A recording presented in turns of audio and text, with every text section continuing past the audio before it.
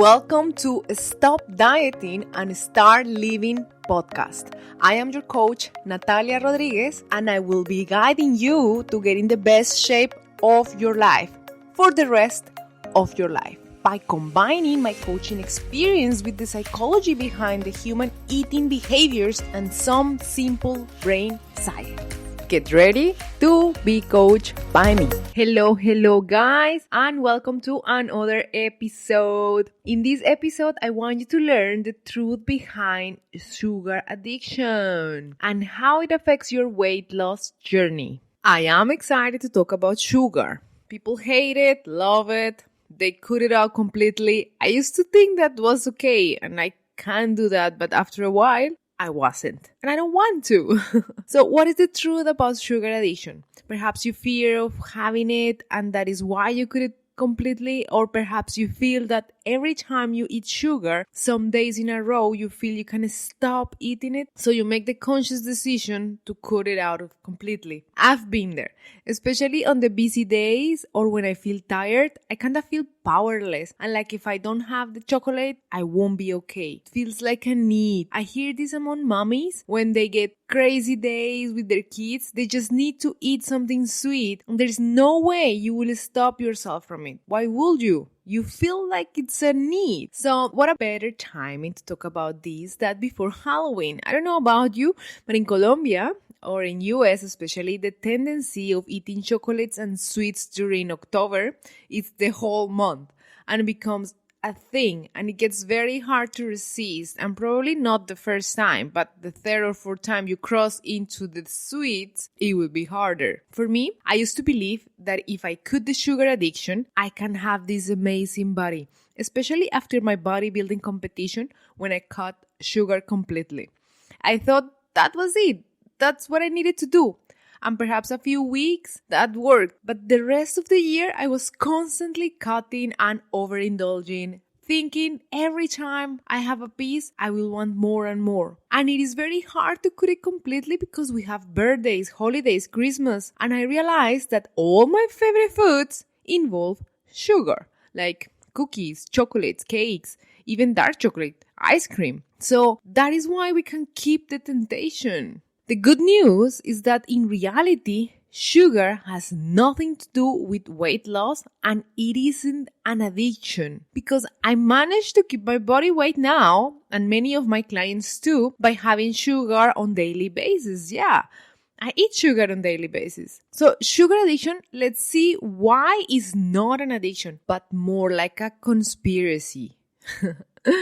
Why people refer sugar as addicted? That is because people don't have any control over it and they can't control themselves around it. So they are stuck in that loop and it is easier to label it as an addiction. So when we believe it's true, it makes it hard to do something about it. We can no longer take ownership about it. And we cannot surrender to our addiction because, we're addicted. I am hopeless. So I don't have to take personal responsibility about it. And there is not much I can do about it, right? It is just who I am. I'm a sugar lover. So the important thing for my listeners to know is that in the medical community and science world, sugar is not considered an addictive substance. And it doesn't meet the requirements or the criteria to be an addictive substance. In a study, I think in 2012,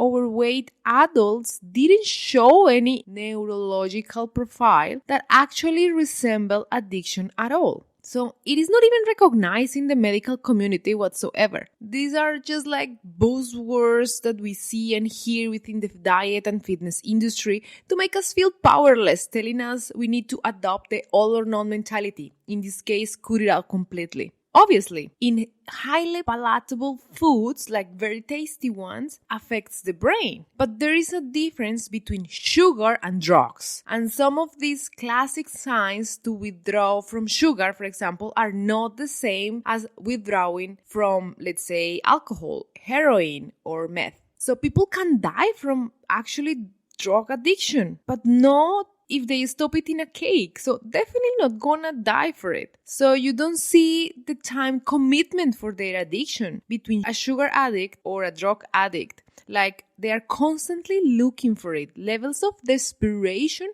are not as high as a sugar addict. Bottom line, if you are not behind a dumpster in Dunkin' Donuts waiting to get more and more donuts, you are not a sugar addict. Just to put it simple. People is not going to extreme measures to get sugar, but it is relatively more available than drugs, right? And sociable adapted. Not illegally substance, but our behavior, it's okay if we run out of it. And you won't run to the store to get more. When people say they are addict to sugar, they may be addict to high palatable foods in general, like fried, salty foods. But they are not addicted to just sugar. They won't eat fruits and feel okay. They are usually attracted more into highly processed foods. So it is not sugar itself. So it is the high palatable foods, the tasty ones. What I'm saying is because I want people to know that there is not the sugar what is stopping them from reaching their fitness goals or getting a healthy lifestyle. It is not the sugar that is stopping them to reach their dream body and lose finally the weight. I have a sweet tooth and definitely ice cream, donuts, cookies, cakes, chocolates weekly. I eat them regularly. I don't eat in a way that I feel out of control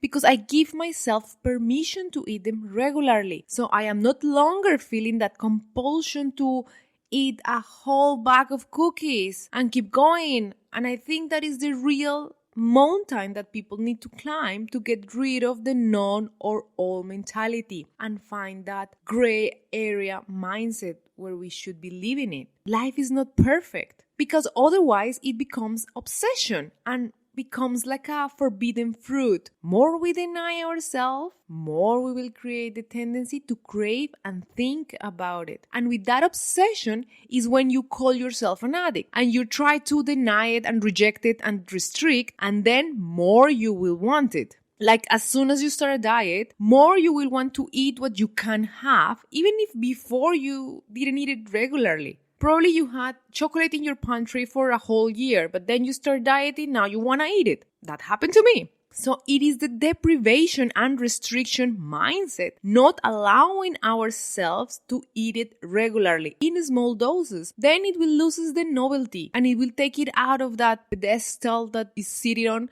and it will become neutral like the other type of foods that we eat regularly and we are not obsessed with. I think as soon someone tells us we cannot have something, it more draws our attention to it. And studies shown that why we are obsessed over things, it is not we are addicted, is that we have thought loops which are habits. And we have these habits that are connected with our thoughts. And once we get into that thought loop and we tell ourselves we can't have it, we start blaming sugar for the fat gain. And it is really the sugar though? Is the sugar in conjunction with other foods you eat through the week? Sugar plus the rest of your life. Weight loss only happens with a calorie deficit, eating less calories than your body needs. And we tend to demonize sugar and highly palatable foods because of your restrictions. So you tend to eat more of those in a more uncontrollable way. People struggle because they restrict and that causes overeating. What if you have it more often? This won't happen. You won't overeat them. You won't need to do that. I really encourage my clients and listeners to be intentional with the way they eat these kind of foods. A big part of my program is encourage them to sit down at the table and plate everything you intend to eat in front of them with a visual marker of how much food you are going to eat. People think it's weird, but you're going to eat it later anyway. You know you want it sooner or later because you keep snacking on it. So just let's go ahead and cut the calories essentially. Let's just acknowledge that you're going to eat it. Plan it and make it part of your diet. So you're not eating 2-3 hours later, head down into the cookie jar. Lying to yourself, bullshitting yourself with I don't want it.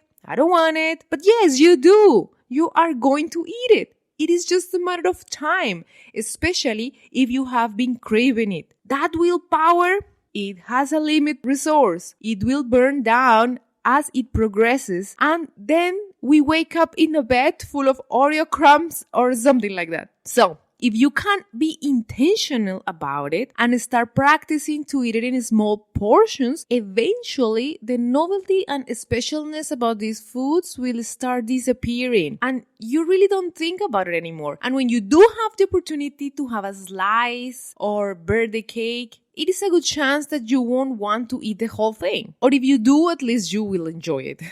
There were times where I had the best cookies I ever had in my life, and I will walk half an hour to this place thinking I need to eat them. And for dinner, I just planned to go there and eat all the cookies I wanted, enjoy the hell out of them, and come back home, and if I'm still hungry, I will have a salad and just enjoy that. I am not about having ice cream for breakfast or dinner. That for me could be weird. But if it happens, if I crave it and it's just what I want, I'm done wrapping myself with those thoughts about food. So if I want it, I will have it and I will move on with my life. I don't have to see every macronutrient or every meal and seek approval of others, especially because the goal for me is to be the average. In the course of a week, I will hit my protein on every meal and vegetables twice daily. And with that, I know that I'm doing very good. And you see, I haven't noticed any difference in my physique by incorporating more processed foods intentionally. And life has become more enjoyable when I'm not stressing about this or weighting foods or counting calories about anything, or even my holidays, rejecting my favorite Christmas desserts and foods like buñuelos and natilla, very common in Colombia, or even not going to events with people. So, very important topic for these holidays. You will be confronted with all the sugar, so just know it's coming in advance. It is not new, and it will be a great opportunity to start practicing now before the holidays, so you don't end up overdoing it and picking up 10 kilos for the end of the year. Like, you know what foods you crave, so pick 2 meals a day and dig into your kids' trick and treat bag. And if you fantasize about candy bars, start practicing and incorporate them into your meals. That is my recommendation. Put it into a meal and eat with your meals those foods. Own it. Enjoy it. Food that doesn't offer much nutritional value, we know that their entire purpose is to offer a pleasurable experience. Like, enjoy the hell out of it and then move on with your life. And I will say, doing that for 6 weeks, those cravings will start vanishing and those obsessive thoughts will start disappearing. Sugar addiction will suddenly disappear. Giving people permission, it will take that power. And when you think you are, rephrase that. Take your power back. You are responsible about what you eat. You do have control about what you eat. And every time you say that, it will become a self-fulfilling prophecy. So start practicing. It is extremely short-sighted to think that you won't have sugar for the rest of your life or just for a few weeks, because then what? So you may learn how to eat without losing control. There are many solutions. So remember, that is the whole cycle of restriction, binge, and deprivation that comes down to your inner psychology. The way you think, feel, and interact with sugar, it is not the devil. The devil is always on the little details, as they say. Alright, if you practice incorporating your favorite foods into your meals, tag me on Instagram or Facebook, natrodriguez.coach. I would love to see the process of you becoming a better you. I believe in you. Catch up with you next Monday. Bye-bye. Thank you for listening, and I hope you liked this episode. And if you did, please leave a 5-star review on Apple Podcasts. That will support my cause, that is to impact as many of you to stop dieting and start living. For more information, go to natfitforlife.com with the number 4. You can find the link in the episode notes. I am also very active on Instagram, where you will find tons of information. Have a great one. Lots of love. Your coach, Nat.